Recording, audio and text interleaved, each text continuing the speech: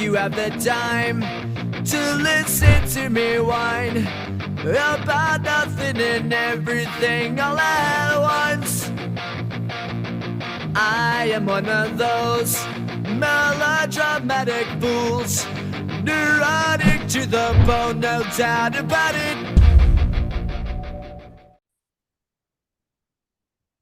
Assalamualaikum warahmatullahi wabarakatuh. Selamat pagi, siang, malam bagi Ibu Anggreni dan teman-teman sekalian. Baik, Om Swastiastu, Namo Buddhaya, salam kebajikan untuk kita semua. Kami sebagai kelompok ingin mempresentasikan hukum ketenagakerjaan tentang pemutusan hubungan kerja sepihak, putusan nomor 94 garing PDT.sus strip PHI garing 2022 garing Pengadilan Negeri Bandung. Izinkan kami memperkenalkan diri sebagai kelompok 3. Yang pertama ada saya sendiri, yaitu Arya Khairulsyah. Saya Tedia Putri. Saya Rizky Septiani Ayu Dewi. Saya Syafanora Putri Arlingga. Saya Tiara Ratsmawati. Baik, kami akan mempresentasikan, yaitu slide pertama akan dibacakan oleh rekan saya, yaitu Ataya Dia Putri. Waktu dan tempat saya persilakan.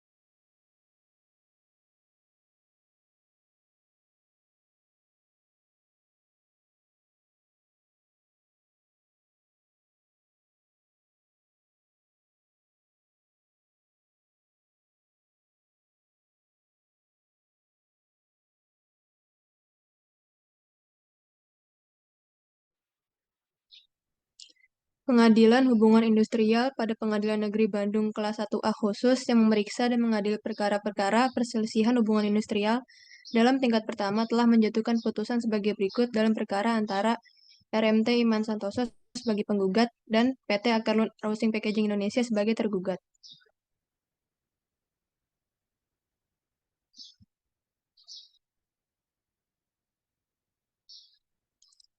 Penggugat merupakan karyawan PT Akarlun Roasting Packaging Indonesia yang bekerja terhitung sejak tanggal 1 Juni 2021, menduduki jabatan awal sebagai Chief of Human Resource sebagaimana tertera dalam Letter of Intent dengan surat nomor 2 garing LOI garing HR strip RP garing 3 garing 2021 yang ditandatangani pada tanggal 30 Maret 2021 dengan gaji per bulan sebesar 55 juta.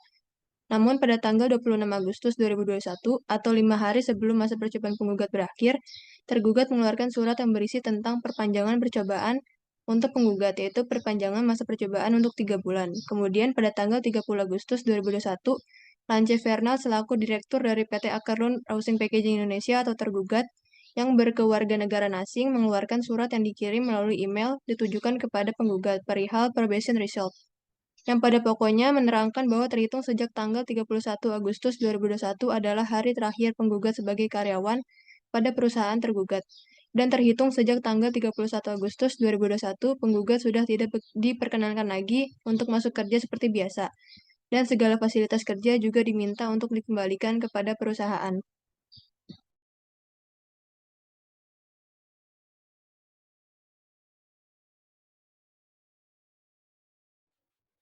Baik, sekarang saya yang baca. Pada tanggal yang sama, yakni tanggal 31 Agustus 2021, penggugat mengajukan surat keberatan atas pemutusan kerja yang dikeluarkan secara mendadak tanpa ada pemberitahuan sebelumnya. Mengingat pada tanggal 26 Agustus 2021, pihak tergugat telah mengeluarkan surat yang berisi tentang perpanjangan probation atau probation kedua untuk jangka waktu 3 bulan terhitung sejak bulan September 2021 hingga saat ini. Tergugat sudah tidak membayarkan upah terhadap penggugat. Oleh karena pemutusan hubungan kerja tersebut menjadi perselisihan yang belum mendapatkan penetapan dari pengadilan hukum industrial, maka seharusnya tergugat tetap wajib membayarkan upah kepada penggugat.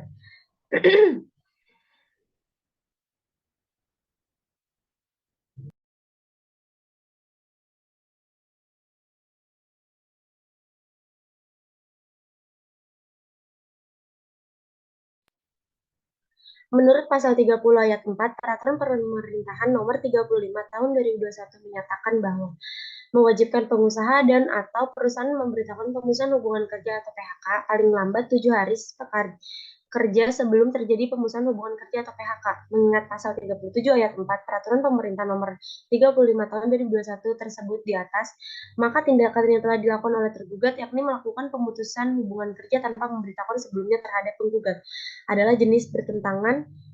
jelas-jelas bertentangan dengan hukum yang berlaku. Berdasarkan pasal 11 ayat 1 Peraturan Pemerintahan Nomor 34 Tahun 2021 tentang penggunaan tenaga kerja asing menyatakan bahwa pemberi kerja tenaga kerja asing dilarang mempekerjakan tenaga kerja asing pada jabatan yang mengurusi personalia. Dalam hal ini sehingga pembuatan les kernel sebagai tenaga kerja asing atau TKA di perusahaan tergugat yang mana telah mengurusi masalah personalia, yakni mengurusi serta membuat surat pemutusan hubungan kerja terhadap penggugat adalah sangat bertentangan dengan hukum.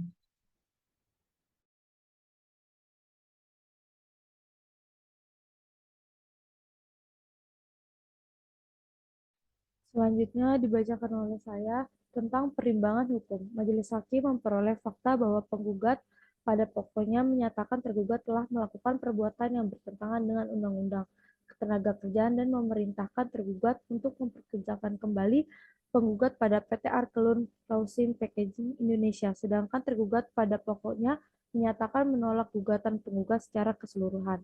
Majelis Hakim berpendapat yang menjadi pokok permasalahan dalam perselisihan perkara quo adalah apakah pengakhiran hubungan kerja antara penggugat dengan tergugat sudah sesuai dengan ketentuan hukum yang berlaku, serta majelis hakim akan menilai dan mempertimbangkan secara seksama bukti dan keterangan saksi yang telah diajukan oleh penggugat serta bukti dan keterangan ahli yang telah diajukan oleh tergugat.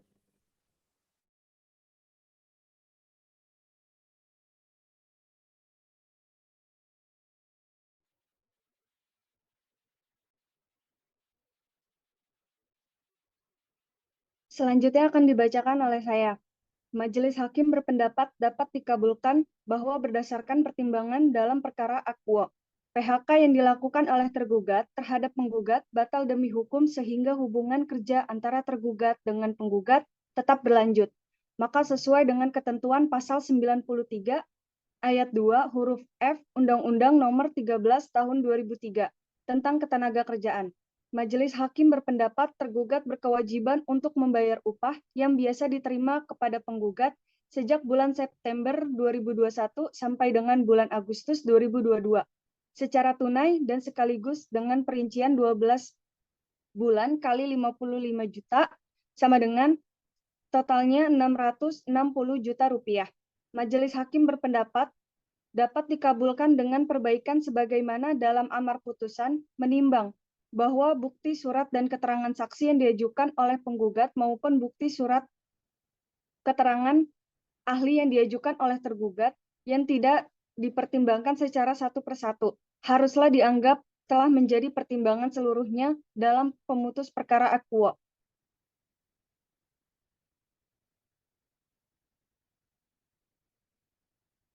Majelis Hakim untuk menyatakan mengabulkan gugatan penggugat untuk seluruhnya berdasarkan segala sesuatu yang telah dipertimbangkan di atas dan tanpa perlu lagi mempertimbangkan bukti-bukti lainnya.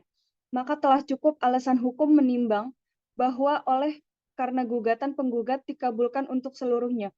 Maka sesuai dengan ketentuan pasal 58 Undang-Undang Nomor 2 Tahun 2004, tergugat dihukum untuk membayar seluruh biaya yang timbul.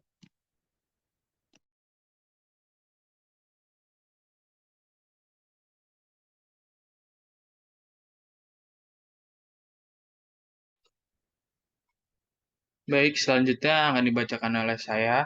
Mengadili. 1. Mengabulkan gugatan penggugat untuk seluruhnya. 2. Menyatakan tergugat telah melakukan perbuatan yang bertentangan dengan Undang-Undang Ketenagakerjaan. 3. Menyatakan Pengakhiran hubungan kerja yang dilakukan oleh tergugat terhadap penggugat adalah tidak sah dan batal demi hukum. Yang keempat, menghukum tergugat untuk memperkerjakan kembali penggugat pada PT Arkelon Roasing Packaging Indonesia. 5. Menghukum tergugat untuk membayar upah yang biasa diterima kepada penggugat secara tunai dan sekaligus sebesar 660 juta rupiah. Keenam, menghukum tergugat untuk membayar seluruh biaya yang timbul dalam perkara ini sebesar Rp1.160.000. Baik, sekian presentasi dari kelompok kami. Kurang lebihnya mohon maaf. Billahi taufik wal hidayah. Wassalamualaikum warahmatullahi wabarakatuh.